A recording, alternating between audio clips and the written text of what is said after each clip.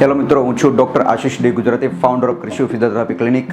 તો ચાલો આપણે જાણીએ સ્લીપ ડિસ્ક શું છે. ડિસ્ક મતલબ ગાદી, કે ગાદીનું કામ શું હોય છે કે ભગવાને આપણને દરેક મણકા વચ્ચે એક ગાદી આપેલી છે કે જે બે મણકાને ઘસાતી અટકાવે છે.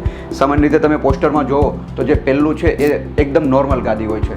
જ્યારે મણકા ઉપર પ્રેશર વધતું હોય છે ત્યારે આ ગાદી સ્લીપ થવાના ચાન્સીસ વધી જતા હોય છે. બરાબર, આ પ્રાઇમરી લેવલે પ્રોબ્લેમ છે. પણ ઘણી વખત જ્યારે આ પ્રોબ્લેમ વધી જાય ત્યારે પાછળ રહેલી નસો ઉપર પ્રેશર આવતું હોય છે અને એ પ્રેશરને કારણે સામાન્ય રીતે આપણે હાથમાં કે પગમાં દુખાવાની, ખાલી ચડવાની ઘણી બધી ફરિયાદો વધતી જતી હોય છે. સામાન્ય રીતે ગરદનમાં 7 મણકા આવેલા હોય છે, એમાં 5મું, 6ઠું અને 6ઠું 7મા મણકા વચ્ચે ડિસ્ક સ્લીપ થવાના ચાન્સીસ સૌથી વધારે હોય છે. એવી જ રીતે કમરની અંદર 5 મણકા હોય છે, એમાં સૌથી 5મું, 4થું અને 5મા મણકા વચ્ચે ડિસ્ક સ્લીપ થવાના ચાન્સીસ વધારે રહેતા હોય છે. સ્લીપ ડિસ્કનો પ્રોબ્લેમ ફિઝિયોથેરાપી સારવાર દ્વારા આપણે સારો કરી શકીએ છીએ. તમને અથવા તમારા કોઈ સગા સંબંધીને જો સ્લીપ ડિસ્ક રિલેટેડ પ્રોબ્લેમ હોય તો તમે અમારો જરૂરથી કોન્ટેક્ટ કરજો.